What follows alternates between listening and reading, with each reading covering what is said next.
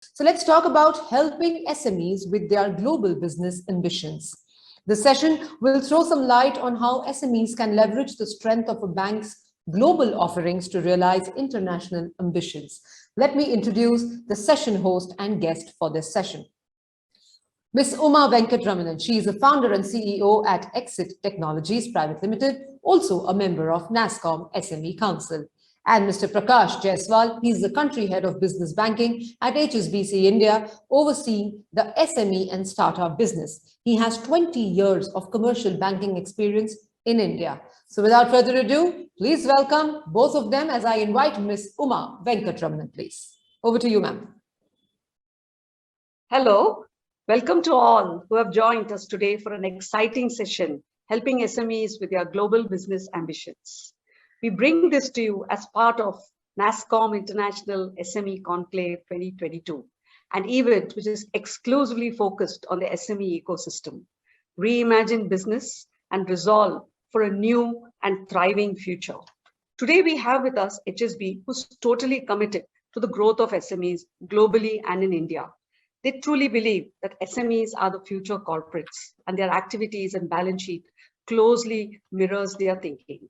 They believe SMEs are the real wind behind India's sails. Well said. I would like to add, a banker who's a partner can truly become the wind behind the SME sails. They have a diverse customer set across manufacturing, education, startups. Today, we have the good fortune of talking to Mr. Prakash Jaiswal, Country Head of Business Banking Segment, Commercial Banking, HSB India. A warm welcome to him. He is responsible for the SME and startup portfolio of the commercial banking arm at HSBC. He has over 2 decades of rich experience in commercial banking. Welcome, Prakash. Thanks, Uma. Thanks for the kind introduction. And you did mention the word partner, and I was very delighted to hear that. And that's how we would like to be known. I think every service provider today, leave alone banking, would like to be known as partners, and that's the time we live in. But before we begin, Uma, I just wanted to thank the NASSCOM team for giving us an opportunity to be part of NISC, NASSCOM International SME Conclave 2022. I hope I got the name right. And we're delighted to be a partner and make a contribution in the country's kind of endeavor to help SMEs. I know we're going to talk about international, but generally very happy to partner in a very small form to help SMEs, and that too with an organization like NASSCOM. So thanks for the opportunity, Uma, and really looking forward to have a good conversation with you. Yeah, thank you. Prakash is being modest there, as we'll discover during this conversation. So we're going to start off with basic questions for all you people who are watching the show. Every IT company would like to sell abroad and earn in dollars. Who would not like to? And right now is the correct time to do. So my first question to Prakash is that when should SMEs consider going global? And what are the main sectors in which there are opportunities that present before them today? Can you throw some light on this? Sure. No, thanks, Uma. That's a good question to start a conversation. And I always, I'm known, my team knows me saying this many times. If you go back 20 years back, and I'm going 20 years back, that's when I started my banking career. And the state of the economy was that you have to be of a size, a quality, and a vintage to think international, right? I remember a company has to be 1,000 crores to go international, or a 500 crore. And how times have changed, Uma. Today, I believe people should and people are thinking international right at the beginning of their life cycle. Yeah. And in fact, I see a lot of companies having an international plan when they actually make the business plan document before they break the coconut in a way, right? So it's delightful to see that. And I think it somewhere relates to the whole distance our country has traveled. And clearly we are more ambitious, we are more capable, our communication, digital, our navigation capabilities, knowledge is much better. So I would say in a summary, companies, SMEs getting international right at the beginning of the life cycle, early stage of the life cycle is order of the day today. And I think it's the right thing to do. But to answer your questions and when should you go international, I think it depends on two things in my view, very broadly. One is your capability, and second is the opportunity. Any journey is part of function of these two, right? If I talk about the IT and ITS in specific, I think both the boxes tick in a big way, right? Thick boxes or the bold box. Yeah, absolutely. The whole IT services space in India is about using the knowledge and the minds and the hands of Indians to serve the Western world, where the digital technology spend is much more, and we have a large role to play. That's how the industry was born maybe 20, 30 years back. So we see so many SMEs in the tech sector, including the new age tech sectors these days, where people want to go international because you have the capability and there is an opportunity to serve the meet the customer demand in the western part of the globe majorly. So I think specifically to IT right in the beginning, Uma, but as a general principle, it's a function of your own capability and the opportunity available. But it's a much better time than what it used to be, let's say 20 years back. Yeah. I just thought I will just like to add 2 lines to your question. I've seen, it's difficult for a lot of SMEs to go global because you need to set your plant up there. You need to have your support there. But with IT, all these things do not matter. You can deliver sitting right at home. You can service, you can market. So it's not really about exports. The entire life cycle of the business can be done from India. And I think that presents a fantastic opportunity. COVID has even changed a lot of things, where almost all work is done from home. So it's absolutely the right time. Now we come to another interesting question. Okay, so which many of our viewers would probably want to know from you. And I label it as demystifying myths about HSBC. And there could be many myths, right? It could be about accessibility. It could be about expense of doing business with you, how difficult it is.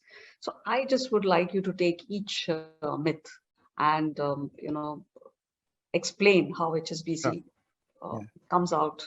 Yeah. No, thanks for asking this, Uma. This is actually my favorite question because I do encounter this question many times, and I'll give you the overall perspective. And I will talk about HSBC, obviously, but also in a way, talk about foreign banks in India in a way, because we belong to that category. So if you look at our perception in the market that we are largely a wholesale bank is not misplaced, first of all, because majority of our business in a country like India is wholesale today. But if you go deep and study and know colleagues and know our customers, you will know in the last 1 decade, and I would say last 1.5 decade, I would say, it's a very clear thought out strategy to go down the shape of the pyramid, right? We have an advantage, Uma, where our 2 large markets, UK and Hong Kong, and these are our home markets as we call it internally, we are a much larger SME bank. So we as an organization know the benefit of focusing on the bottom of the pyramid. I think for India, the time has come in the last decade and slightly more. We have been focusing on that segment a lot, right? And we, in a process, are trying to make ourselves fit for purpose for that segment. If I break that down into a few things, which in a way demystifies the perceptions, like for example, we are not a difficult bank to deal. In fact, in today's world, every service provider like ours is very, very easy to deal as compared to earlier because of multiple channels. We have an omni-channel concept to reach out to people, to serve clients. We are not costly. In fact, I would say today, yeah. And in a way, it's nice, right? I think we are, I don't know whether we are the cheapest, but we're one of the cheapest because technology makes you cheaper, which was not possible 15, 20 years back, right? We are very, very focused on growing our SME business. We are still small because, yeah, as compared to the larger banks in India, because that's how the market is structured. But we are very focused. We are growing our business brick by brick every day. We are focusing a lot on banking new customers. In the banking world, we call it NTB, new to bank, because that's how we will make our mark. And I think we are positioning ourselves to meet the banking needs of an SME customer where we can do a better job than other banks. Because that approach will make us a very high quality bank. We will not become the largest bank in India because of the whole banking market demography, but can we be the most relevant, most high quality, most international SME bank in the country? And I think we're making progress. We are very accessible, guys, and I say this in many forums that we are not difficult, we are not costly, there is no hidden cost. We are a nice bunch of people wanting to do business. So my team is a very hungry sales team. So we want to help you. And I think we will be very, very clear about our strength. And we would want SMEs to use us for our strength. So what are our strengths? Our strengths are anything related to cross-border, any banking that you need, which is related to cross-border part of your business, we should come handy. We have the knowledge, we have the international knowledge. We obviously have the best-in-class technology and systems and governance in place. In fact, I must share this with you. A lot of companies, small companies, when they come to us, after a year, they actually thank us, saying we could learn from your governance. And since they deal with companies in the developed part of the world, they actually benefit by up-tiering their processes and governance. We are a very serious bank. I think SME is the largest focus, one of the largest focus areas for the bank. And I say this, Uma, which I couldn't have said a decade back. I think India's time has come. The quality of Indian SMEs are way, way better in all respects. Even a 30 crore company promoter knows where the best machine is available. He uses the best software. He sells to the largest companies in the developed world. Okay, he uses SAP ERP right from the beginning, right? So I think our house view is that there has been an uplift in the quality of SMEs in India, and we being an international bank are at the right time to focus on this segment as well, because that's what we like. We want SMEs to be international. We want SMEs to be higher quality. The whole data quality in India, the availability of SME data in India, which was a big problem, right? I mean, just imagine, Uma, 15 years back, no bank would want to lend to SMEs because there were opaqueness. Today, it's completely reversed. Today, there is so much of data, you don't know what to do with them. We've changed from a data poor country to a data rich country. Now, even the developed world like US is amazed at the kind of digital technology. Look at UPI. US hasn't created UPI, we have. So I think we've come a long way. And I think we as a house are very, very excited about this journey. And we are doing very, very silent work on it. If you talk to our customers and ecosystem partners, you will see we want to be positioned as a bank which is serious, focused to offer best quality banking, and definitely be the best bank to kind of call on for any international need. Long answer, Uma, but I thought I should spend some time on this. No, I think that said volumes. Just for people who are watching, since I happen to do some homework, for viewers out here, I would say, HSBC India corporate loan book grew at a compounded rate of 16% over the last 5 years, and led by tripling of loans to SMEs. So they truly are the wind behind the SME sales. And some of the customer stories talk about them being an empathetic partner, a phenomenal customer experience, a person who understands the way the SME, the owner thinks or the founder thinks, apart from the technical expertise, apart from the accessibility, apart from professional service. Because of the technology, they're able to give you instant service, they're able to make it seamless and across many countries.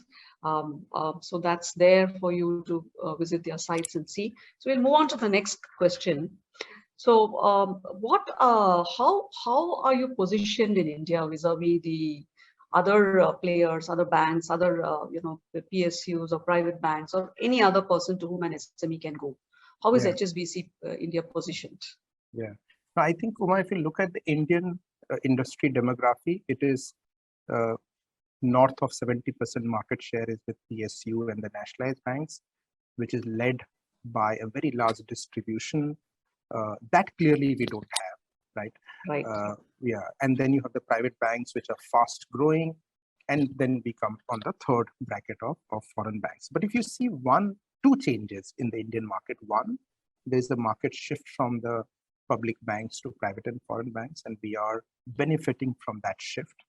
That shift started, let's say, 5-7 years back, and it's going to continue for a decade or so. And there is a lot of opportunity for a bank like us to capture and gain there. That's one. The second is the whole distribution constraint we have, because we don't have too many branches. We can't expand branches as a lot of nationalized banks can do. That constraint has resulted into us focusing a lot more on technology. And today, technology solves the problem of accessibility and reachability and scalability in a way. That's the second. The third thing is the whole financing leg. We have been lending to SMEs for a very long time, but I think the real play book is creating now because you have access to data, right? So I would say these three things are changing our ambition and our positioning in the market, right? And the new world of collaboration with fintechs and neobanks is another thing, Uma, which is emerging. In fact, we are doing a lot of thinking on that part. As you know, government has come out with a draft paper on digital banking, which kind of breaks the whole constraint of brick and mortar model. So we as a bank are thinking a lot about that to support our ambition to support more SMEs. But obviously, we will do it in a manner it's allowed as per regulation and as per the banking market demography. But we're making progress. And those three things which I highlighted kind of are changing our presence in the market. Okay. So that's really good. We have one more question out here for you. So here we found how you are different from other banks, and you're really, one of the things is you offer solutions which are meant for the corporates as well. You make no distinction. You offer this to the SMEs as well. And you have a basket of offerings which you give the SMEs. Would you like to briefly touch upon some of the main offerings that you give SMEs? Yeah, I can. So I can start by saying that we are a full services bank. So we are a retail bank. So we can bank a person as a consumer and right till banking your business, both locally and internationally. So we are a full services bank in India. So there is nothing which we can't do, which any other bank can do. But there are a couple of areas we are good at. So the first one is that we are an international bank. We have a network of more than 60 countries. We are one of the largest trade finance bank globally.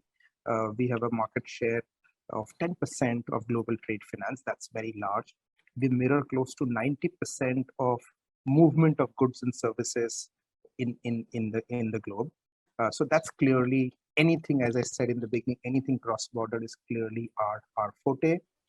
But specifically, I will tell for SMEs, I think I see a trend that SMEs are not offered the best quality banking, primarily because you lack the best class technology, which solves the whole execution problem, the speed problem, the accessibility problem.